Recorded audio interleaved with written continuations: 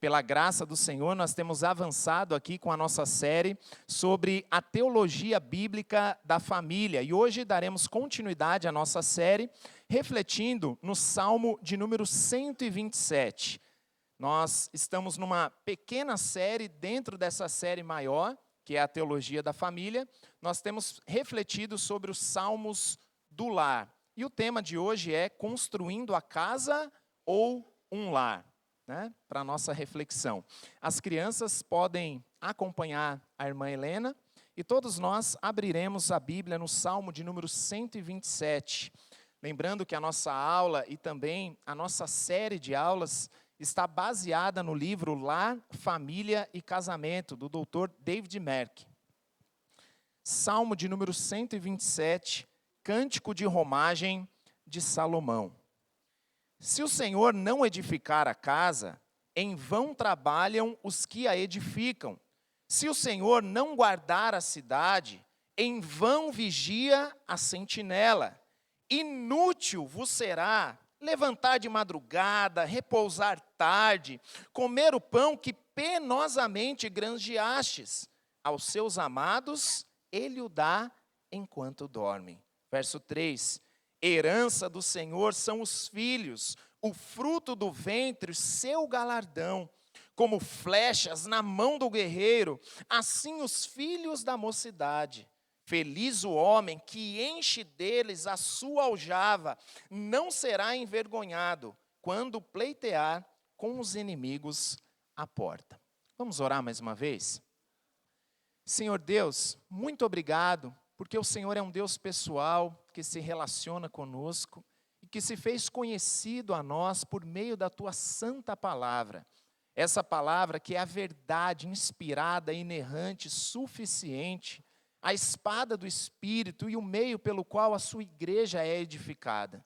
Portanto, Senhor, ajuda-nos a compreender a Tua palavra e, acima de tudo, que o Senhor mesmo trabalhe em nossos corações para que todo esse conhecimento redunde em glória, mas também em transformação, que podemos colocar em prática tudo aquilo que vamos aprender neste salmo tão precioso. Em nome de Jesus nós oramos. Amém. Os irmãos podem se assentar. Queridos, eu sei que é meio clichê, mas a gente sempre costuma começar o nosso sermão falando sobre a importância do texto em questão. E o Salmo 127, cá entre nós, é um salmo maravilhoso, espetacular.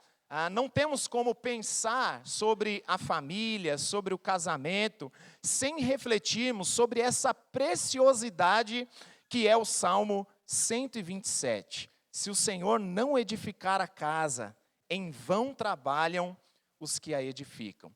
E meus irmãos, eu confesso que ao preparar essa aula de hoje, eu derramei algumas lágrimas. E eu pensei sobre a seriedade do que significa uma família aos pés da cruz. Um lar voltado para Deus e para a sua glória. E o Dr. David Merck, no início da aula, ele cita uma frase dessas que a gente vê em adesivos de carro ou naquelas plaquinhas de caminhão, né? Mas é uma frase que nos adverte sobre algumas prioridades que por vezes são confusas para muita gente. E essa frase diz o seguinte: nenhum sucesso na vida compensa o fracasso no lar. Vamos repetir todos juntos? Nenhum sucesso na vida compensa o fracasso no lar. E eu confesso aos irmãos que eu tremo diante de frases como essas. Eu não sei você. Isso porque eu amo os meus filhos, e o meu maior medo, e eu costumo dizer isso a eles, o meu maior medo na vida, é uma guerra, é desemprego, é fome. Meus irmãos, o maior medo que eu tenho na vida é ver os meus filhos afastados dos caminhos do Senhor, ou vivendo como inimigos de Deus. Eu tremo diante de frases como essa. E essa frase, ela expressa bem o ensino aqui do Salmo 127.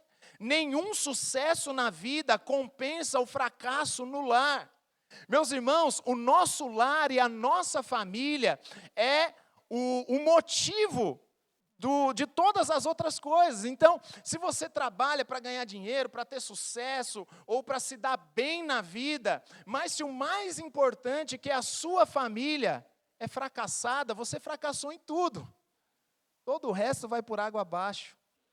Meus irmãos, como tão facilmente nós nos esquecemos que realmente nós necessitamos de valorizar a nossa família. Nós precisamos colocar o nosso coração no lugar certo e entender aquilo que realmente tem valor no corre-corre da nossa vida moderna. Muitas vezes nós somos tentados a viver como se o sucesso na vida fosse sinônimo de acumular bens, riquezas. Então ganha quem chegar no final mais rico, com mais bens, com mais posses. E essa busca desenfreada por sucesso, por status, por bens, por fama, isso acaba vedando os nossos olhos para os maiores presentes que Deus nos deu, que está na nossa sala de estar, está lá em casa, a sua esposa ao lado de você na cama, toda noite. Não tem riqueza maior do que essa, irmãos. Os seus filhos com você ao redor da mesa. Isso sim é riqueza. Eu não sei quanto a vocês, mas às vezes eu estou tão cansado, de ter que colocar as crianças para dormir. Muitas vezes nós chegamos tarde em casa e ainda tem que inventar alguma coisa para comer, e tem que escovar os dentes, e tudo que eu mais quero, confesso aos irmãos, é deitar na cama e descansar. Chega tarde, aquela correria, e por vezes eu me esqueço que a vida, irmãos, passa tão rápido, e em breve eles não estarão mais ao nosso lado. Não teremos mais o trabalho de trocar algumas fraldas, insistir para ter que tomar banho, não é? Vai tomar banho, vai logo, aquele negócio. Mas vai chegar uma hora que isso não vai ser mais necessário, irmãos. Vamos, corre, se arruma para ir para a igreja, a gente fica bravo. É ou não é? Mas, uma hora isso vai passar. Uma hora nós não vamos mais precisar investir tanto tempo para ensiná-los. Trabalhoso. Mas, uma hora eles não estarão mais conosco. Eles vão voar como flechas. Eles crescerão, eles assumirão as suas responsabilidades pela sua própria vida. Os nossos filhos voarão. E isso passa tão rápido, irmãos. Passa rápido demais. Então, nós sempre teremos muitas atividades para fazer. Nós sempre teremos problemas para resolver. Falar, não, o dia que estiver tranquilo, não, a gente sempre vai ter uma responsabilidade, um problema, uma dificuldade. E daqui a alguns anos, nós vamos olhar para o nosso cônjuge e nós vamos fazer a pergunta, quando é que nós ficamos velhos? Eu nem percebi o tempo passar. Os cabelos já branquinhos, algumas rugas, e a gente vai pensar, eu deveria ter aproveitado mais a mulher da minha mocidade. Eu deveria ter amado mais. Eu deveria ter sido mais gracioso, mais amoroso. Eu deveria ter dado mais atenção. Eu deveria ter brigado menos. Eu deveria ter aproveitado mais a mulher que Deus me deu. Mas a vida já vai ter passado, irmãos. É claro que nós devemos sim nos preocupar em prover para a nossa família, tanto no presente quanto a relação do futuro, os projetos futuros para prover no futuro. Mas o que adianta construir casas quando nós falhamos em edificar um lar? Muitas vezes o nosso coração está descalibrado, está desalinhado. E a nossa preocupação é construir casa, é emprego, é sustento. Mas o mais importante é edificar um lar, irmãos. E esse é o tema da nossa aula de hoje. Nós somos chamados não apenas para construir uma casa, mas nós somos chamados para edificar um lar. Por que trabalhar incessantemente, sem curtir o fruto do trabalho na companhia dos nossos amados? Não faz sentido. Você trabalha para prover para a sua família, mas o tempo passou e a sua família ficou para trás. e você não aproveitou. Esse salmo nos alerta para o perigo de prioridades invertidas. Esse salmo, ele nos apresenta um valor da simplicidade. Eu não sei você, mas já numa primeira leitura, o que fica claro é que aquilo que é simples, na verdade, é a nossa maior riqueza. E é uma riqueza inestimável. Mas, por ser algo tão corriqueiro, nós nos esquecemos. E abrindo um parênteses, irmãos, algumas pessoas dariam tudo o que têm, estou falando de dinheiro, para ter aquilo que você tem ao seu lado. Não existe valor maior do que a esposa que Deus te deu, do que o marido que Deus te deu, os filhos que Deus te deu. E a simplicidade desse salmo nos lembra que Deus nos presenteia com a família. A família é um presente de Deus, é uma graça de Deus. Isso é um valor inestimável, irmãos. Por isso nós somos chamados para amar a nossa família, investir na nossa família e desfrutar da nossa família com prazer e alegria para a glória de Deus.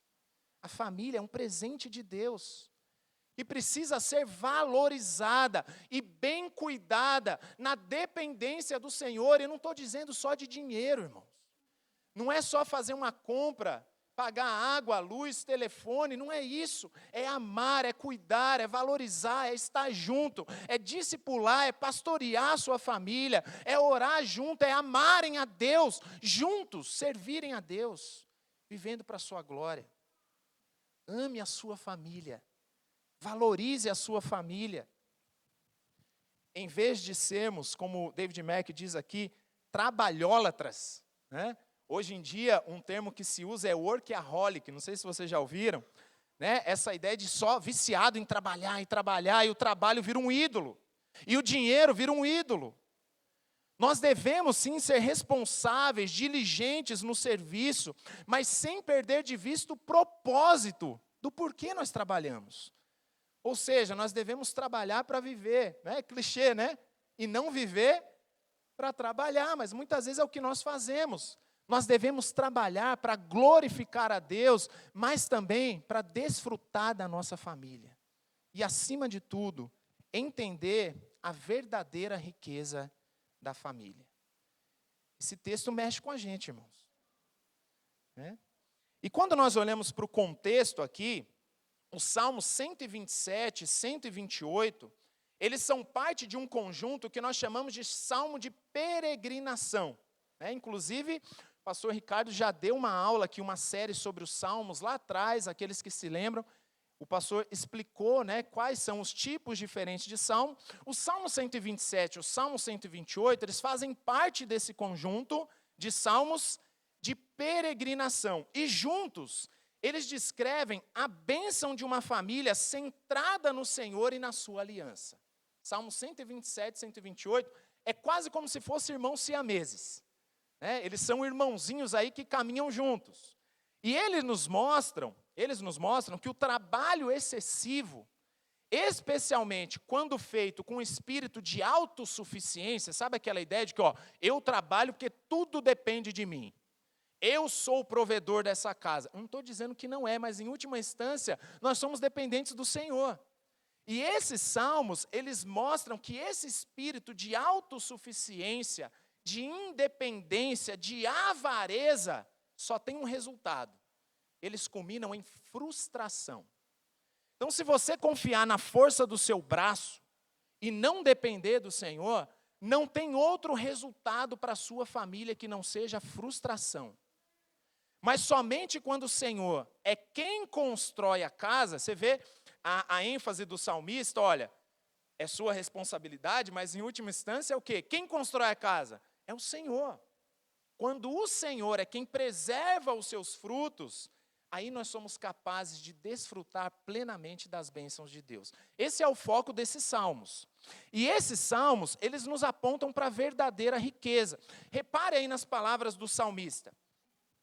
Herança e galardão, versículo 3, não é isso?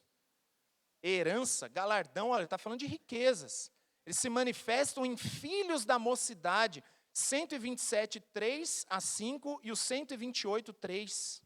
Uma esposa frutífera, 128:3, netos, 128:6. Olha só, o que é a verdadeira riqueza para o salmista nesses dois salmos? A família. Família.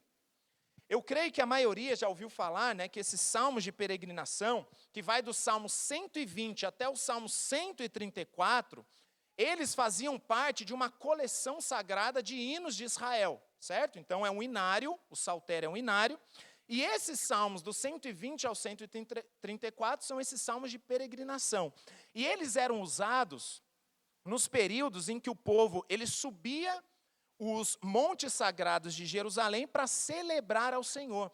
Eles deveriam se lembrar da aliança, da bondade de Deus para com Israel, e isso 3 vezes por ano. Então você imagina que todos aqueles, né, aquelas famílias judias, né, judaicas, que moravam longe de Jerusalém, eles se reuniam numa espécie de caravana junto com as suas famílias, pelo menos 3 vezes ao ano, para quê? Peregrinar. Por que salmos de peregrinação? Eles subiam os montes em direção a Jerusalém com um objetivo: adorar ao Senhor. E adorar ao Senhor juntos, como famílias, como caravanas de famílias ali reunidas. E nesse meio do caminho, né, então imagina a cena.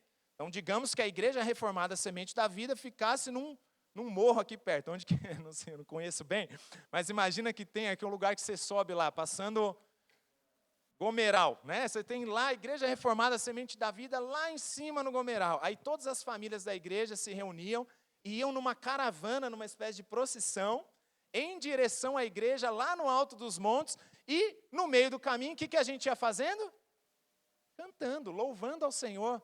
Devia ser uma coisa muito gostosa, né, irmãos? Imagina como era legal isso.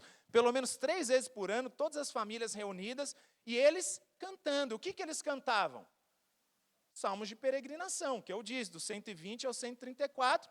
E no meio deles, eles cantavam esses salmos aqui, 127 e 128. Então você imagina, várias famílias peregrinando juntas, 3 vezes ao ano, subindo os montes de Jerusalém para adorar o Senhor. E é óbvio que não deve nos surpreender o fato de que o inário de Israel inclui pelo menos 5 salmos que são chamados salmos do lar, que são os salmos que a gente está aqui estudando nesses dias. Seria estranho se Deus não tratasse de assuntos como amor, casamento, família, filhos. Então Deus ele trata desse assunto. E o Salmo 127, junto com o Salmo 128, esses irmãos siameses que falam sobre a riqueza do lar, da família. Certo? Vocês estão comigo? Então o Salmo 127, ele se divide facilmente em 2 partes aí, mas com uma ideia central. Então a primeira parte, ela nos revela o fruto da avareza, e a segunda parte, o fruto da graça. Vamos lá, vocês estão comigo? Primeira parte, fruto da avareza. Segunda parte, fruto da graça. Por que fruto da avareza? Ele vai falar sobre a futilidade de construir um lar baseado na autossuficiência. Se você desprezar o Senhor e confiar em você mesmo para construir a sua casa, a sua família, isso é fútil. Isso é inútil. Você vai trabalhar anos e anos e anos, isso não vai dar em nada. Essa é a linguagem, mais ou menos, do salmista. E a segunda parte nos lembra que os pais que amam a Deus, eles são abençoados com os filhos. Então, os filhos são como um presente dado por Deus, como um fruto da graça de Deus. O que é a graça? A graça é um presente, é um favor. Então, essa mensagem nos lembra de que nós não devemos perder de vista a razão pela qual nós trabalhamos arduamente. Para multiplicar uma geração de filhos fiéis, adoradores. Isso a gente lembra lá da ordem criacional. Lembra de encher a terra, de multiplicar? A gente já viu isso. Não é simplesmente uma conta matemática. Mas por quê? Porque a ideia é espalhar. Vocês estão comigo? O que é? Me ajuda aí, gente. A imagem de Deus. Tem a ver com espalhar a imagem de Deus. É a glória de Deus alcançando toda a terra. Ou seja, ter filhos é muito mais do que uma conta matemática, mas tem um objetivo de multiplicar adoradores. que estarão ao redor do trono de Deus. E esse é o nosso verdadeiro legado, que é o que nós aprendemos no nosso último domingo, nosso último encontro na aula passada. Certo? Então, em primeiro lugar, a gente observa aí no texto o fruto da avareza, a futilidade da autossuficiência. Não compensa confiar em nós mesmos. Para construir um lar, nós precisamos depender e confiar na graça de Deus. Olha só o que diz o texto: se o Senhor não edificar a casa, em vão, olha só, repara nas palavras, em vão trabalham os que a edificam. Se o Senhor não guardar a cidade, em vão vigia a sentinela. Mais uma palavrinha, inútil. Inútil vos será levantar de madrugada, repousar tarde, comer o pão que penosamente granjeastes. Aí olha só como muda o tom. Aos seus amados ele o dá enquanto dorme. Interessante isso, né? É uma palavra que traduz aqui a expressão em vão, a palavra inútil, descreve o quê? Algo vazio, algo sem sentido.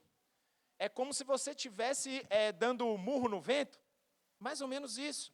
Ou seja, é frustrante, é algo que não leva ao fim desejado. E o texto destaca aqui pelo menos 3 ocupações humanas que são inúteis sem o envolvimento do Senhor. Primeiro, construir a casa, ou um lar, guardar a cidade e trabalhar duro sem depender do Senhor. Observe essas 3 ênfases: construir a casa, guardar a cidade e trabalhar duro, mas sem depender do Senhor. Agora, lembre-se que Salomão aqui ele está se referindo a quem? Peregrinos, certo? É um salmo de peregrinação. E para peregrinos que deixaram as suas casas, olha só, vamos entrar no contexto histórico aqui por trás do salmo.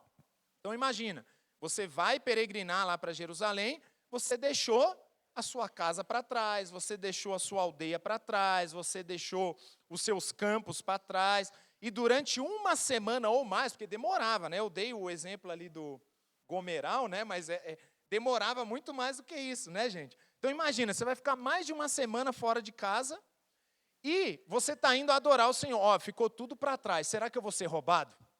Ah, será que o gado vai vingar? Né?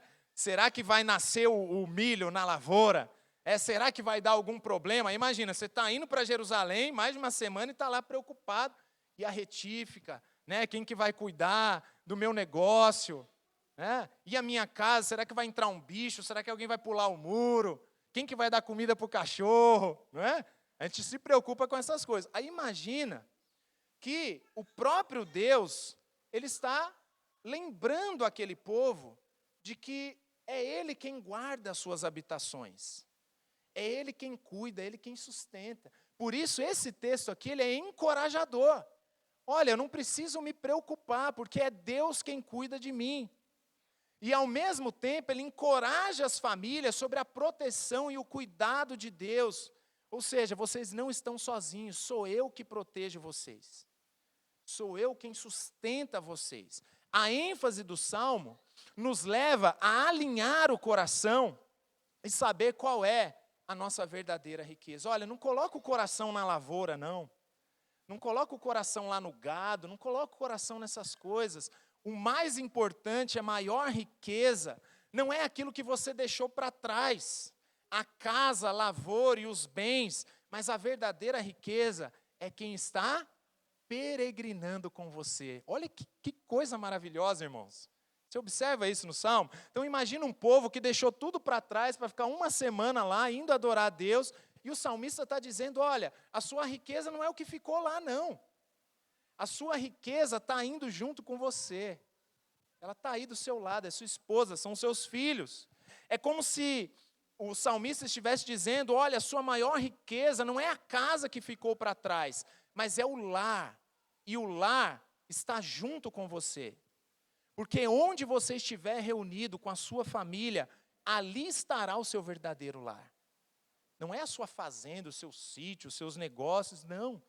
O seu lar é onde a sua família está, com você. Aí o salmista, ele condena a avareza. Por quê? Porque a avareza, ela vai produzir um resultado, que é o menosprezo pelo lar. Não tem como dar certo. A avareza levará você a menosprezar o seu lar. Isso é algo extremamente comum nos dias de hoje. O egoísmo. O egoísmo que leva ao menosprezo de filhos. Por quê? Porque os pais muitas vezes se interessam mais pelo seu próprio bem-estar, pelo seu prazer, pelo seu divertimento, pelo seu lazer, pela sua carreira, mais do que o cuidado com os filhos. Os filhos ficam em segundo plano. A cobiça, a avareza, o desejo de ter mais. Esses são pecados que estão relacionados ao egoísmo. E isso influencia as suas decisões como pai e como mãe também. O texto, então, destaca aqui pelo menos 3 ocupações humanas que são inúteis sem a dependência e o envolvimento com o Senhor. Então, primeiro, uma construção vã. A construção em vista aqui pode ser tanto uma casa física quanto a própria edificação do lar mesmo, da família.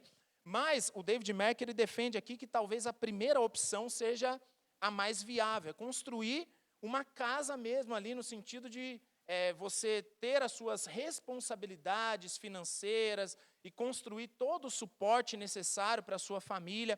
Por quê? Porque o texto traz essa ideia de serviço pesado, de labor, de fadiga, mas isso não chega a nada se for feito em autossuficiência. Então o ponto não é que agora a gente vai parar de trabalhar, né? Vamos fazer voto de pobreza, não é isso, nós vamos continuar trabalhando, tem que prover, tem que pagar a conta de luz, né? O boleto não para de chegar, né, irmãos? Mas a questão é que não é isso apenas. É muito mais do que isso. Se for apenas isso, ainda que você tenha sucesso, por quê? Porque eu consegui um bom emprego, fiz uma boa faculdade, eu tenho uma bela casa, eu tenho um sítio, eu tenho uma casa na praia, eu tenho um carro, eu tenho condições de viajar, legal, ótimo. Mas, se a sua família foi menosprezada para isso, é em vão. Então, essa construção é vã, ainda que tenha sucesso aos olhos dos homens, ainda que você tenha muito dinheiro na conta, mas o sucesso de uma família não é medido monetariamente, entende? Por isso que é uma construção vã, ainda que você ganhe dinheiro. Depois ele fala sobre uma vigilância vã. O texto literalmente diz, se o Senhor não guardar a cidade, futilmente fica acordado aquele que está guardando, o guarda. Então você pode ficar ali, ligado, né?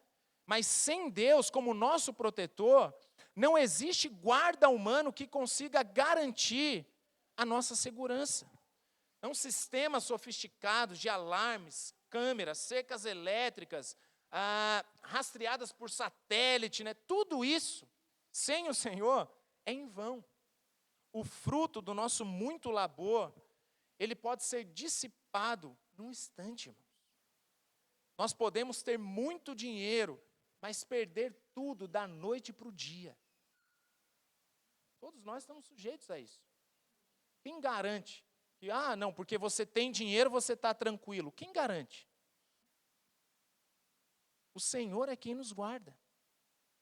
E por mais que você tenha todo um sistema de vigilância, ou então segurança financeira, eu tenho investimento, né, na bolsa de valores, renda variável, renda fixa, e compro um terreno, tem casa de aluguel, mas ainda assim, a nossa segurança é o Senhor.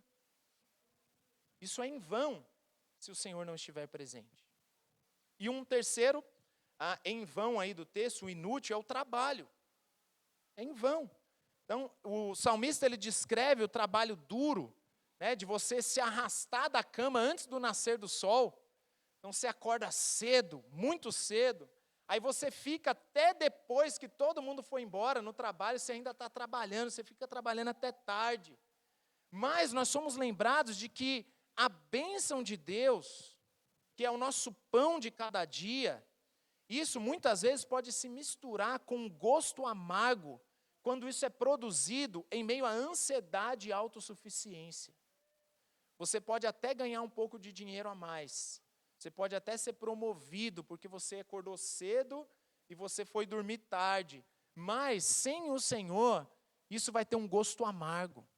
Essa expressão, comer o pão que penosamente granjeastes, isso faz alusão aqui a um texto. E esse texto está lá no início da Escritura, Gênesis 3, lembra? O oráculo da disciplina contra o primeiro casal. O que Deus disse para Adão? Olha, agora vai ser com suor, né? Com suor do seu rosto. Por quê? Porque a terra vai produzir cardos e abrolhos. Aí essa expressão penosamente granjeastes, ela traduz uma palavra que foi usada lá em Gênesis 3, versículo 16. Mas essa palavra ela foi usada não para Adão, mas foi usada para Eva, na gravidez. Dizendo para Eva que ela teria filhos, mas com dor. Não é isso? Com dor terás filhos, é a mesma palavra aí. Ou seja, você penosamente granjear. Então você vai ter essa dor para trabalhar, mas não vai valer de nada. Não vai valer de nada, é em vão. Talvez aqui o salmista já esteja fazendo uma transição para a segunda parte do salmo, que trata da bênção de ter filhos, né? Pelo fato dele ter usado o mesmo vocábulo que ele usou lá em Gênesis 3, versículos 16. Mas, por conta do pecado, essa bênção, ela não pode ser desfrutada plenamente, exceto quando os filhos são criados na dependência do Senhor. Então, é como se não estivesse na presença do Senhor, o resultado é o quê? É em vão. Né? É como a dor de parto de Eva lá.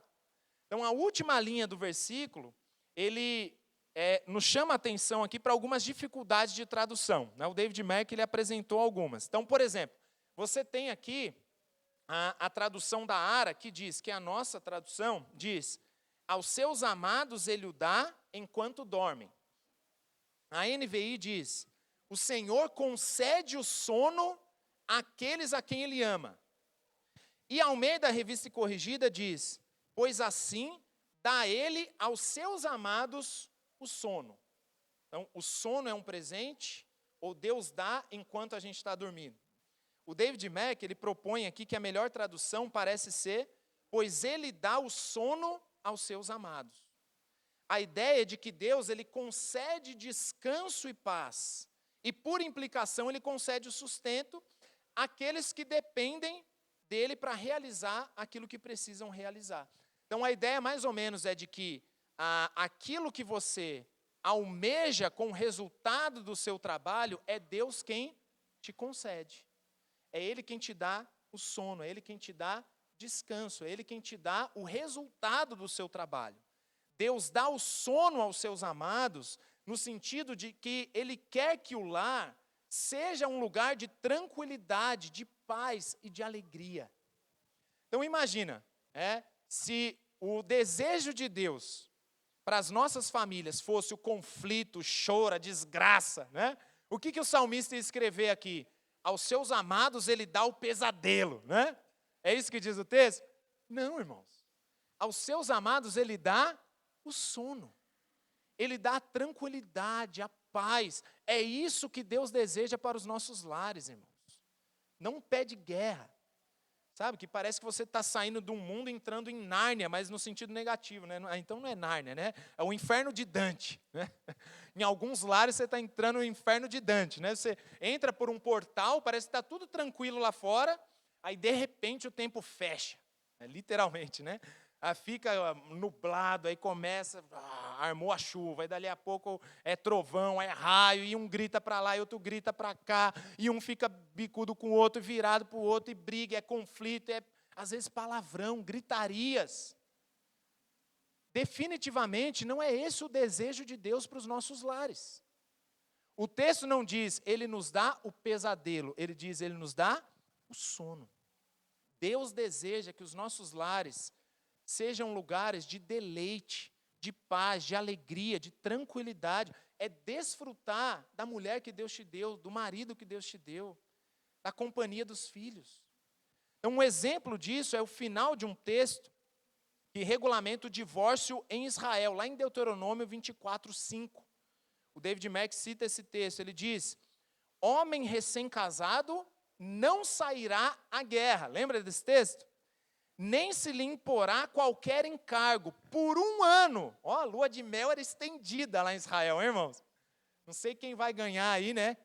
Atenção para a propaganda, né? Comercial do Plim Plim, né?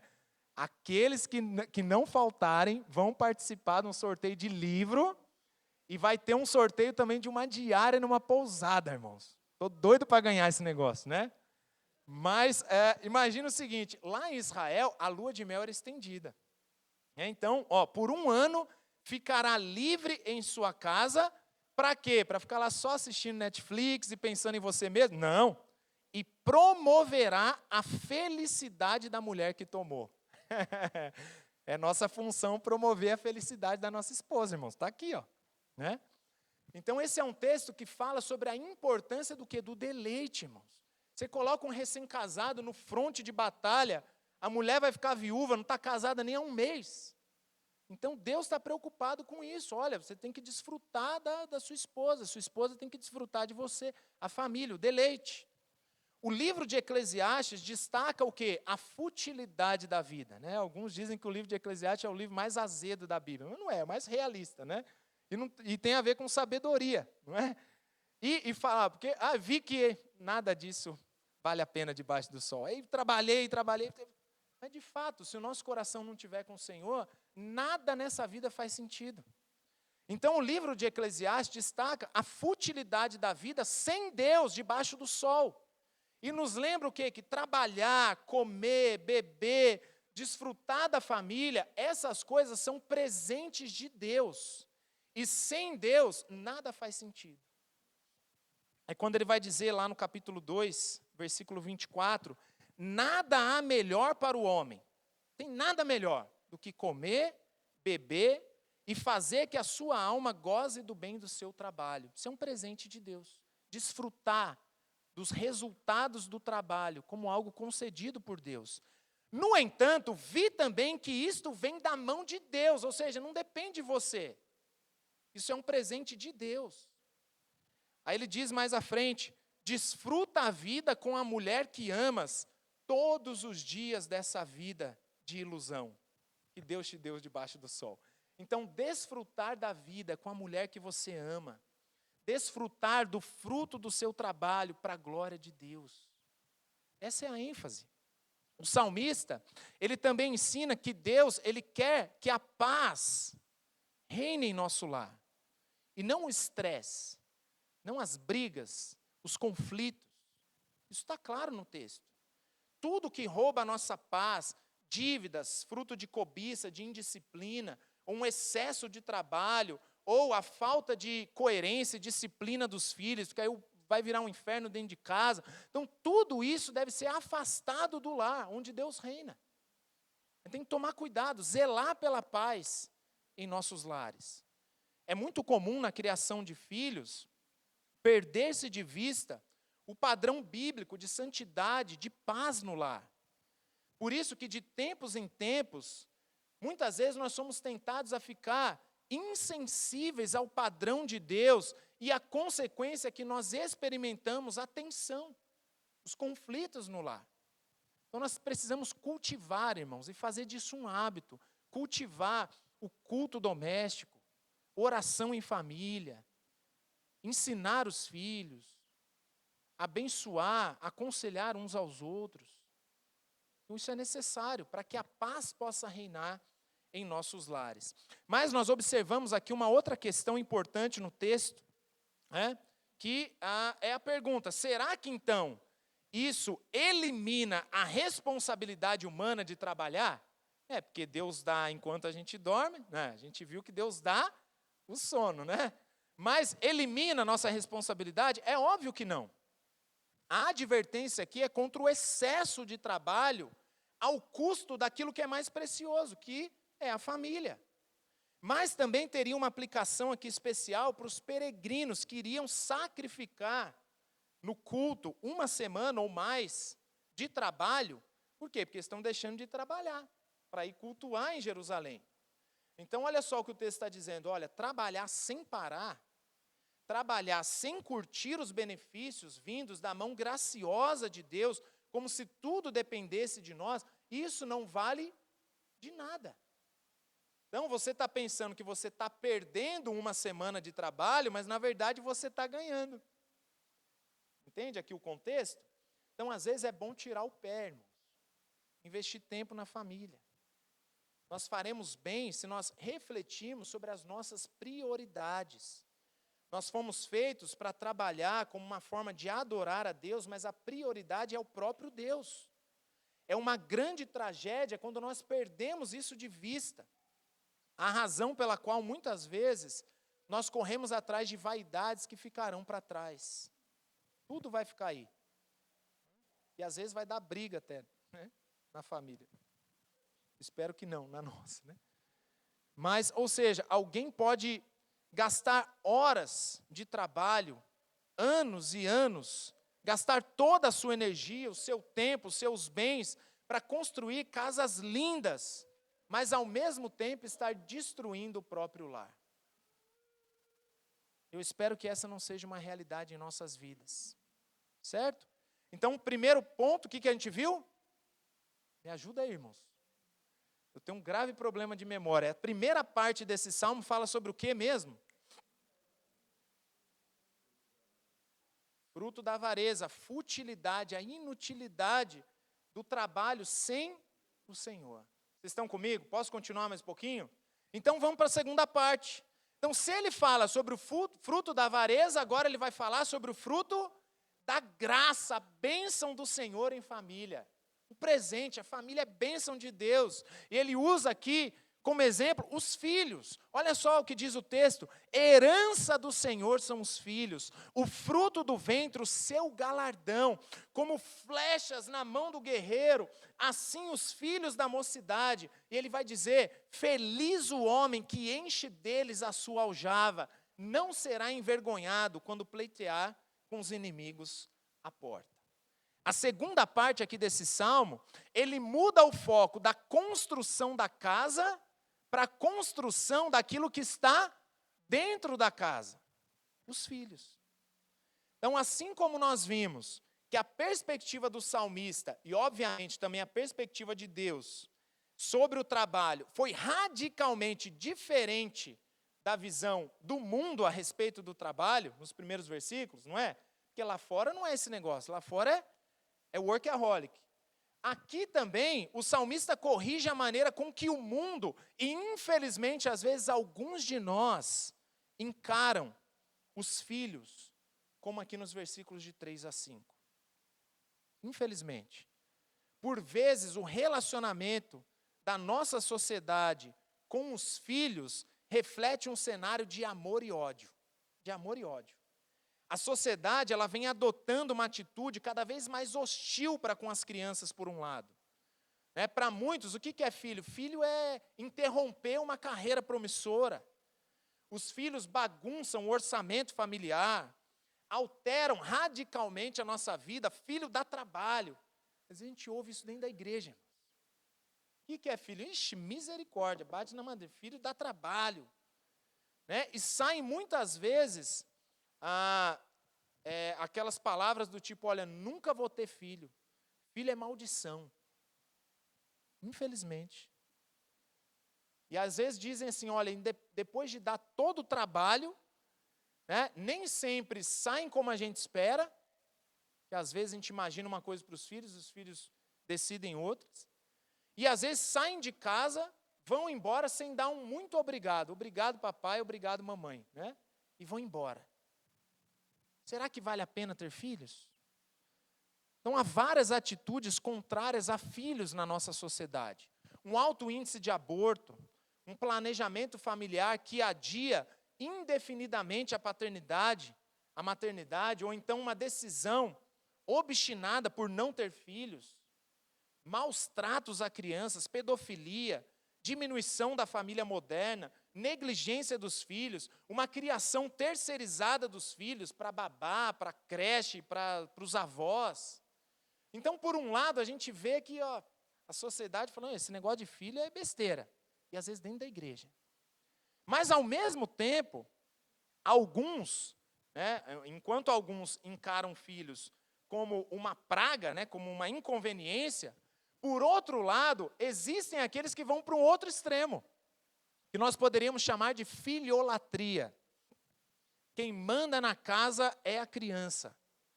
A casa gira em torno da criança. Ai dos pais que contrariarem o pequeno manda-chuva, né? O reizinho. Agora está na moda, né? Eles fazem aqueles memezinhos põem a pessoa adulta falando como se fosse uma criança, né? Então imagina que às vezes é como se fosse, tem até um desenho aqui do chefinho, né? É chefinho mesmo? Aquele que usa um palitozinho, né? Então às vezes está lá o chefinho dentro de casa com um palitozinho, e é ele que manda na casa. E ai de qualquer um que chamar a atenção do pequeno reizinho, é ou não é? É como se fosse ali um anjinho, né? Flutuando, aleluia, por onde ele passa, né? Ai daquele que tocar no santinho de Israel, lembrei. Ele está lá, não é? Ninguém mexe. Por quê? Porque ele é o rei. Ninguém manda no reizinho. Não é isso, irmãos. É claro que filhos são bênção, mas muitos pais deixam de ir para a igreja ou de servir na igreja depois da vinda dos filhos. É inacreditável, irmãos, como que isso acontece. Parece que é um pó de pirim-pim-pim mágico, assim, ó. Nasceu a criança, sumiu o pai da igreja. Ah, não, mas Danilo, já tem que trazer recém-nascido. É lógico que não, né, irmãos? Vai demorar um pouquinho, às vezes vai tomar a vacina e tal, mas acabou. O filho que se adapta na nossa rotina, e não o contrário. Quem que nasceu primeiro? É uma questão de lógica. Quem que nasceu primeiro? Os pais. A rotina da casa já está estabelecida. Quem se adapta à rotina é a criança, e não os pais à criança. Ah, Danilo, mas no começo é difícil, eu sei, e é difícil mesmo. E às vezes a gente chora, às vezes a gente ora e fala, Senhor, não imaginava que era tão difícil assim, não consigo dormir e tal, mas é a criança que tem que ser forçada a entrar na nossa rotina, e não o contrário. Mas aí nasce a criança e a vida muda. É tudo agora em torno da criança. E se alguém chamar a atenção do filho na igreja, os pais saem da igreja. Inacreditável. Pais saem de igrejas porque alguém chamou a atenção do filho dele. Por quê? Porque não pode tocar no santo, né? Agora. É porque foi pejorativo o apelido, né? Por quê? Porque meu filho é lindo. Meu filho é maravilhoso.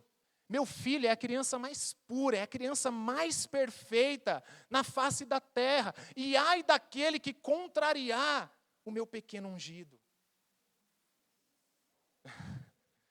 Irmãos, as crianças, elas são lindas mesmo. Eu sou suspeito de falar, porque às vezes dá vontade de apertar, morder a bochecha, né? São lindas, mas infelizmente, irmãos, existe um desequilíbrio idólatra em alguns pais. E isso é prejudicial para o próprio filho. A gente está falando como o pastor chato que só vem e fala. Não é isso. Isso é prejudicial para você, para a sua família, para a sua casa, para os seus filhos. Hoje nós vemos pais com medo de contrariar e de disciplinar os filhos.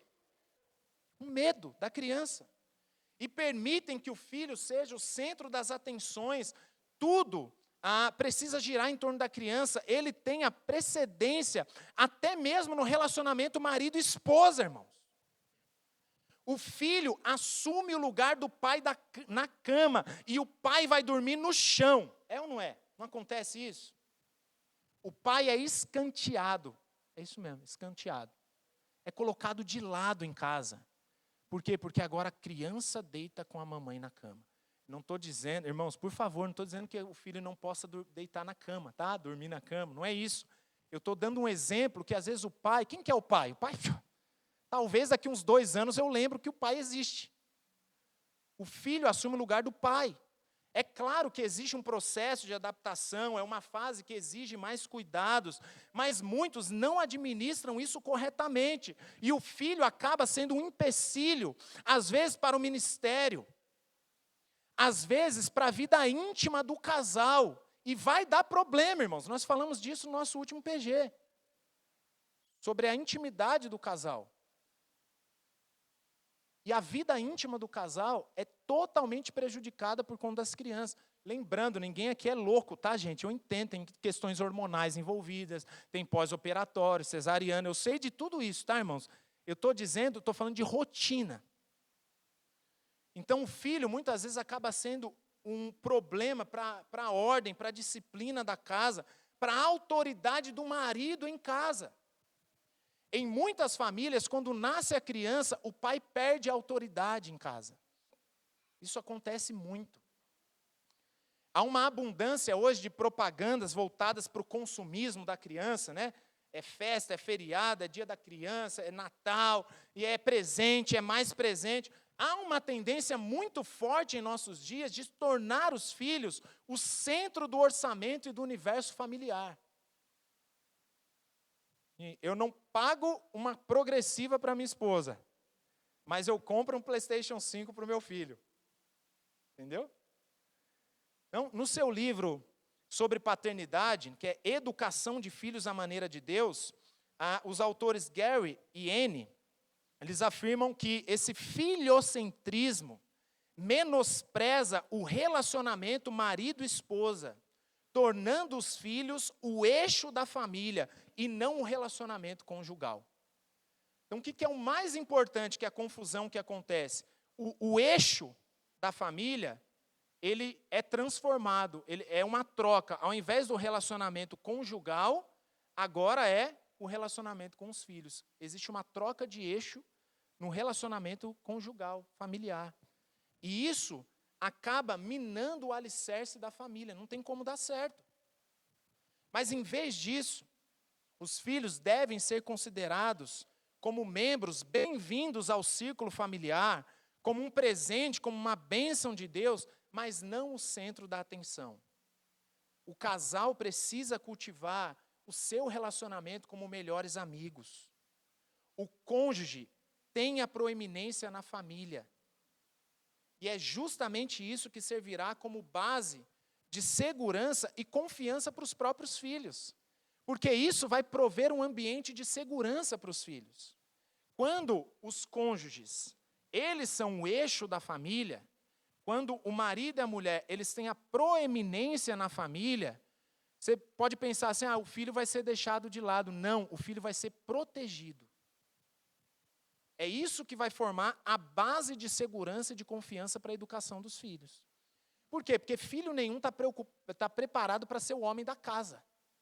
Quando você coloca ele no centro, você está dizendo, você, bebezinho, de 6 meses de idade, você agora é o homem da casa. Não tem nem lógica isso. Então, esse cenário de amor e ódio, né? Percebe esse cenário de amor e ódio? Uns, filho é maldição. De jeito nenhum. Outros, filho é adorado. Então, esse cenário de amor e ódio, ele reflete uma situação ambígua. Né? Por quê? Porque muitos pais, eles se sentem despreparados.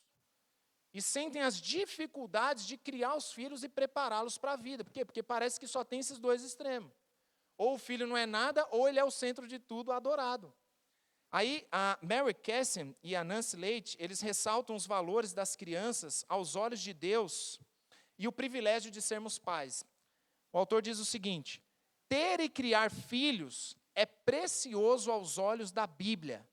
Um dos alvos mais sublimes do casamento é ter e criar filhos para a glória de Deus. Ser esposa e mãe, né, e óbvio, marido e pai, é um chamado nobre e santo. E temos de continuar incentivando as mulheres e os homens a aceitarem essa incumbência do casamento e da maternidade como um meio de glorificar a Deus e expandir o seu reino. A Bíblia toda ensina que os filhos são bênçãos. Deus ama as crianças. Se você tem uma atitude negativa para com elas, então o seu coração não está no compasso do coração de Deus. Deus ama crianças. E os filhos são bênção de Deus. Então, nesses tempos em que as crianças são abortadas, são entregues para paternidades artificiais, nós precisamos cultivar essa visão do privilégio que é a responsabilidade de criar filhos, de educar os filhos. Agora, é importante observar que a Bíblia, ela destaca o valor da criança na segunda metade do Salmo 127, mas ela também pressupõe que os pais treinem os filhos para serem uma bênção. É interessante isso. né? Então, não é simplesmente uma produção desenfreada de bebês. Não é simplesmente o ter filhos. Eu fiz o filho em si. Mas é treinar os filhos para que eles sejam uma bênção. Lembre-se, os nossos filhos nascem pecadores. As crianças precisam ser resgatadas das garras de Satanás e separadas para Deus, através do ensino fiel das Escrituras, do exemplo do amor de Deus. Então, caso contrário, os filhos, ao invés de serem bênçãos, aí sim, eles podem se tornar uma praga mesmo, e um motivo de tristeza para os pais. Em Provérbios 10, versículo 1, fala sobre isso.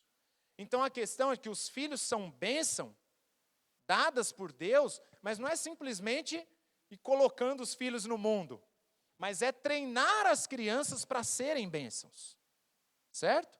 Que é o que vai dizer aí essa segunda metade do nosso salmo. Então ele apresenta aqui algumas características de ter filhos, de receber filhos como bênção, como presente de Deus. Ele vai falar que filhos são herança, eu vou passar aqui por conta do tempo. Filhos são fruto, né, fruto do ventre o seu galardão. Filhos são uma recompensa, um galardão que Deus dá. Filhos são como flechas do guerreiro. Aqui a ideia é de que ele tem a ver com a sua segurança no futuro. Ao mesmo tempo que a flecha também ela deve ser atirada. Lembra que eu falei que a gente tem que preparar os filhos para serem bênçãos? Então a flecha é atirada. E quando você vai atirar a flecha, você não tapa o olho e vira para qualquer lugar, né? O que você faz? Você mira o alvo. Então fala sobre essa importância de alinhar os filhos, educar os filhos para que eles sejam uma bênção. E no final, ele diz, feliz o homem que enche deles a sua aljava. Feliz significa abençoado. Então cada filho é uma fonte de alegria para os pais, é uma oportunidade que Deus nos dá. Amém, meus irmãos? Vamos lá? Rebobinando. Salmo 127 e Salmo 128 são irmãos siameses que caminham juntos dentro dessa estrutura maior que são os salmos de peregrinação. São salmos que falam sobre a bênção da família, a riqueza da família. E quando nós pensamos no contexto, né, em que esse salmo está inserido, nós chegamos à conclusão de que vale a pena confiar no Senhor, ainda que muitas vezes parece que a gente está deixando a responsabilidade para trás. Aí quem vai cuidar do gado, quem vai cuidar da lavoura, minha casa ficou lá, não, mas prioridade, percebe? O que é a prioridade? A prioridade não é simplesmente construir uma casa, mas é construir um lar. Os nossos filhos, a nossa esposa, são um presente, uma riqueza que Deus nos deu. Amém? Vamos nos colocar em pé, feche seus olhos, nós vamos orar, agradecendo ao Senhor pela aula de hoje.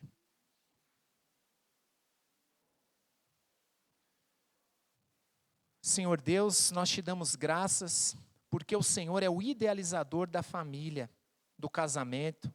O Senhor é quem nos presenteia com filhos. Vivemos num mundo mau, numa sociedade completamente avessa aos princípios do Senhor na Tua palavra. E por vezes nós somos tentados a desalinhar o nosso coração ao acreditar nessas mentiras, de que a nossa verdadeira riqueza são os bens que nós possuímos, o dinheiro que nós ganhamos, que os filhos são uma bênção ou que os filhos são adorados e devem ser idolatrados. Muitas vezes somos tentados a priorizar esses valores transitórios da vida presente e desprezar aquilo que o Senhor nos deu, que por muitas vezes é simples aos nossos olhos, mas que é precioso demais.